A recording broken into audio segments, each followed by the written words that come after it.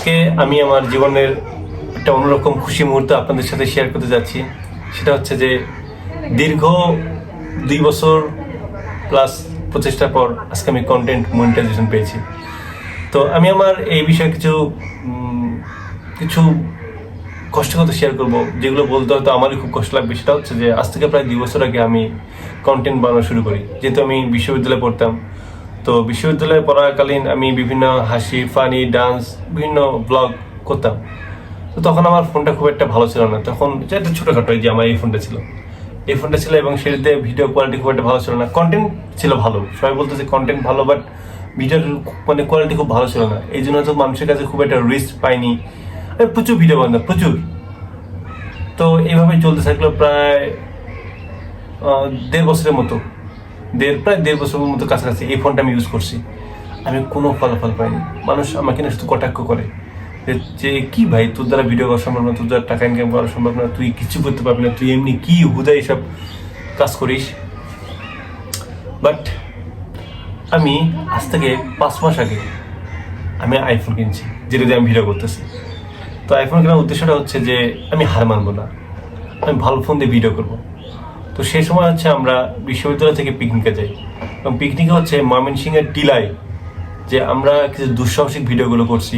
এটা হচ্ছে আমার দেশি বিয়ে গেলছে, এটা ভিডিওগুলো আপনারা দেখে আসতে পারবেন, অনেক দুঃসাহসিক। তো ভিডিও ওখান থেকেই আমি নতুন একটা পেজ খুলছি, দেশি বিয়ে গেলছে একটা পেজ, এবং ওই পেজে নতুন করে ভিডিও আপলোড দেওয়া শুরু করছি। এবং প্রথম থেকে ভিডিওগুলো অসাধারণ রিচ করতেছিল এবং ফ্যান্টাস্টিক, সবার কাছে আমার গ্রহণযোগ্যতা। তো এইভাবেই ওঠার পর বিভিন্ন ব্লগ করা শুরু করলাম। আস্তে আস্তে যেসব ভুলগুলো করেছি ওগুলো থেকে শুধরে নিয়ে নতুনভাবে নিজেকে আবিষ্কার করা শুরু করলাম, এবং দীর্ঘ 5 মাস পর আজকে আমি কন্টেন্ট মনিটাইজেশন পেয়েছি।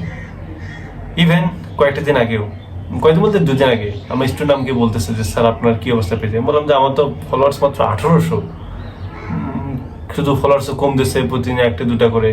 ও বলছে স্যার আপনি পেজে আসা পারতেন। আবার ইভেন আমাকে ফ্রেন্ডও আমাকে বলছে দোস্ত তোর দ্বারা এসব কন্টেন্ট হবে না। কত সমালোচনা করেছে, অথচ আজকে আমি কন্টেন্ট মনিটাইজেশন পেয়েছি। আমি বিশ্বাস করি আমি একদম অনেক টাকা ইনকাম করবো। টাকাটা আমার জন্য না, আমার টাকা, এই টাকাগুলো আমি মানুষের জন্য কাজ করবো। আমার ইচ্ছা যে আমি যে টাকা উপার্জন করতে পারি আমি মানুষের মাঝে বিলিয়ে দেবো এবং মানুষের জন্য কাজ করব। এবং আমার এমন কিছু ভিডিও এবং এমন কিছু কন্টেন্ট আমি বানাবো, সারা বাংলাদেশের মানুষদেরকে আমি কাঁপন ধরে দেবো। এবং আই এম শিওর আমি যে কন্টেন্টগুলো বানাবো বাংলাদেশের কারো পক্ষে সেগুলো করা সম্ভব না। আপনারা চাইলে ফলো রাখতে পারেন আমার দেশি ব্রেক গেলস পেজে, এবং অবশ্যই আপনারা কেমন টাইপের ভিডিও চান, কেমন হলে ভালো হয় অবশ্যই জানাবেন। এবং আপনাদের শুধু আমি একটা কথাই বলি যে কখনো হাল ছেড়ে দেবেন না। 2 বছর, 4 বছর, 5 বছর যেটাই হোক আপনি জিতবেন। আমি যদি আমার স্টুডেন্টের কথা বা যে কারো কথা যদি আমি হাল ছেড়ে দিতাম আজকে দিনটাই পেতাম না। খুবই খুশি লাগতেছে ভাই, খুবই খুশি। আলহামদুলিল্লাহ। জীবনে লেগে থাকা খুব দরকার, জীবনে নিজের মতো করে কাজ করা খুবই দরকার। আমার কন্টেন্ট বানানো, ক্রিয়েটিং করা অনেক ভালো লাগে। আল্লাহ তাআলা আমাকে এখানে অনেক দূরে এগিয়ে নিয়ে যাক, আমি এটাই চাই।